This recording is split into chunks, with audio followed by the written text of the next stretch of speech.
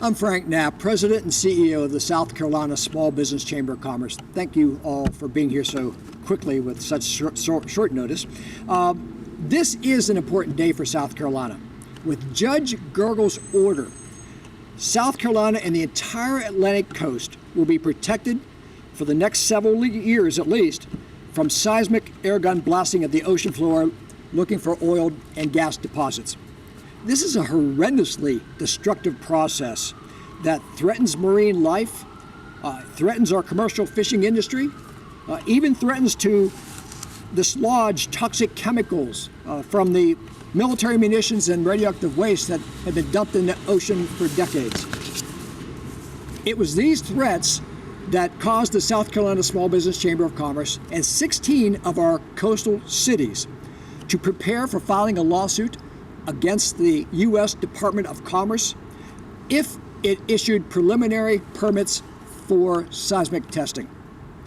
Commerce did issue those permits on November 30th, 2018, and on December 11th of that year, our lawsuit was filed in the Federal District Court in Charleston, and it was filed by the South Carolina Environmental Law Project.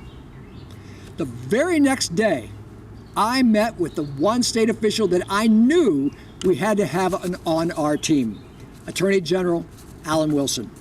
He and his top attorneys and I discussed the threat of seismic testing to marine life in our coastal economy and how it could lead to offshore drilling along our coast. A little more than 3 weeks later, the Attorney General's office filed a motion to join our lawsuit. The AG's office and his Solicitor General, Bob Cook, played a key role in the success we have had in federal court. So I want to personally thank the Attorney General and his staff. Thank you, Attorney General Wilson. Thank you, Frank. I appreciate you and the South Carolina Small Business Chamber of Commerce. I was honored to join this lawsuit, both with Frank and his group, as well as with 8 environmental groups, and I think 16 coastal municipalities were involved in this lawsuit. All of us coming together as South Carolinians sent a strong message to the federal government as well as to other states that we will not lie down when it comes to protecting our state and our coastal area.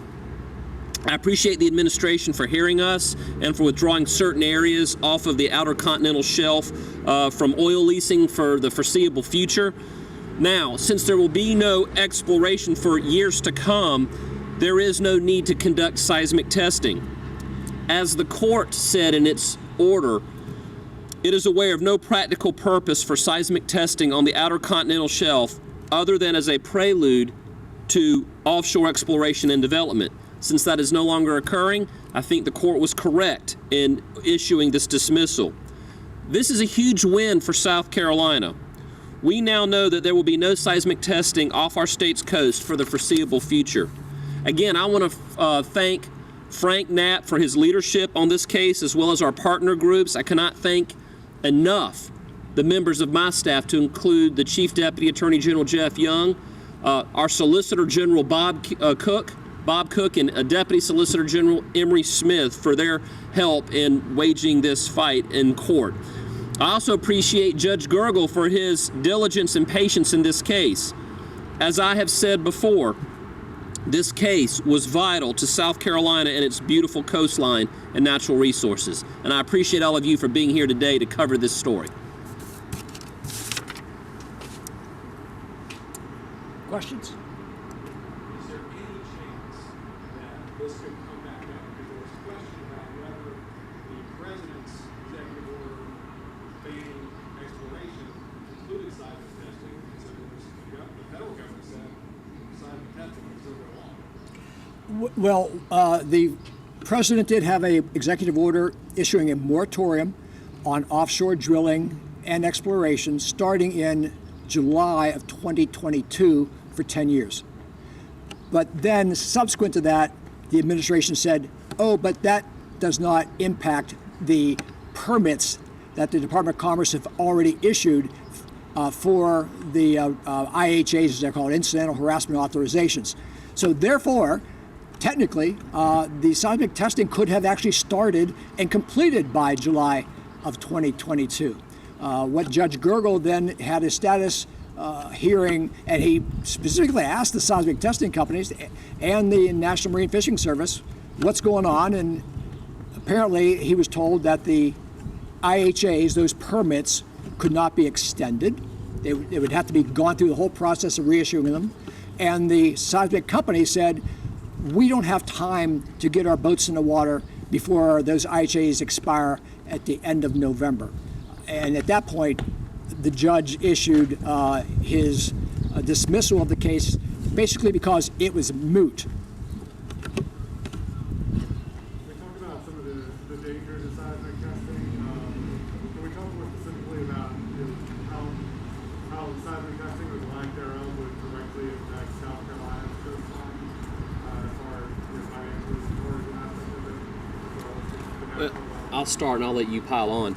Yeah, well, obviously, South Carolina's economy on the coast. I mean, tourism is our largest economic boom for the state. When you consider the commercial fishing industry, which is hundreds of millions of dollars, the tourism industry, which is billions of dollars, and then you consider the economic or the devastating cataclysmic economic impact it could have on or at least environmentally speaking, on the coastline of South Carolina, which is where many people go as tourists. So, I mean, the seismic testing could be devastating to the marine and wildlife out there, but it could also have a devastating effect on our economy because there's a lot of commercial fishing going on off the coast of South Carolina, and there's obviously we have the tourism industry at play there too. So this had a ripple effect that could be devastating to our state. South Carolina is very different from other states such as Louisiana and Texas who have a hardened coastline, and they decided decades and decades and decades ago that they could accommodate the apparatus for offshore oil exploration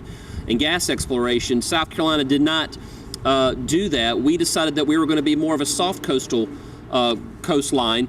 And so I think it's important for people to understand that our coastal ecosystem, our coastal economy was being threatened by this possibility of exploration and testing. And so that's why I was honored to join in this lawsuit with all of the coastal communities and all of the environmental groups that wanted to protect that ecosystem and that economy. I think both things were at play here.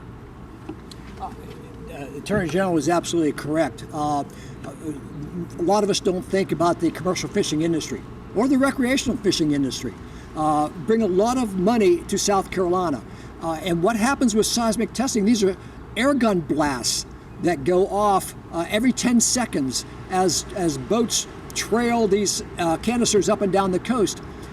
And what happens is what you would expect to happen with fishing.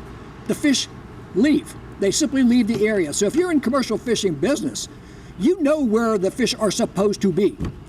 But with seismic air gun blasting, those fish disappear.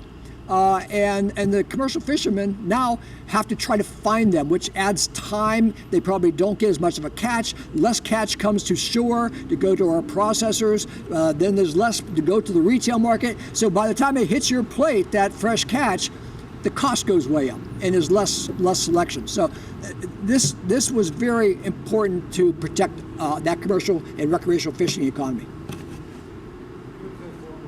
Briefly talk about maybe the political history of this matter. It seems like it may be kind of a bipartisan call. But fill us in on some of the history. Some would say it was a bipartisan coalition. I think it was a nonpartisan coalition. I mean, we're talking about protecting our state, our natural resources, and our economy. So, I mean, obviously the governor had a very strong position on this. I had a very strong position on this. You had various environmental groups and municipalities. I understand there were Republican and Democratic mayors and city and municipal councils that were involved in this. And I think this is really more about us being South Carolinians, not members of a particular political party. So for me, this is a nonpartisan issue. It's about protecting our state and its citizens, and that's what we all did together. Absolutely. It's a good way of describing it, nonpartisan. If you go back in time, it was the Obama administration that first introduced this whole issue of possibly offshore oil drilling along the Atlantic coast, along with seismic testing. So we, my organization, South Carolina Small Business Chamber of Commerce, was fighting the Obama administration on this exact same issue. The Obama administration did, in fact, decide that they were not going to move forward with offshore drilling off the Atlantic, and also then canceled and denied the permits for seismic testing. It just all restarted again when Mr. Trump took office. I might add, I talked about the local government officials in both parties. We had members of the legislature. I don't think there was any greater vocal critic than Chip Campson, a Republican state senator down in the Charleston area, who actually who has a commercial boating license, and his family operates a tour company out there. So he was leading from the front, and I took a lot of cues from him and had a number of conversations with him. But when talking with the elected leaders of both parties up and down the coast, Republicans, Democrats, and nonpartisan officials, the issue to me was never a partisan one. It was 100% about putting South Carolina first, and that's what we did.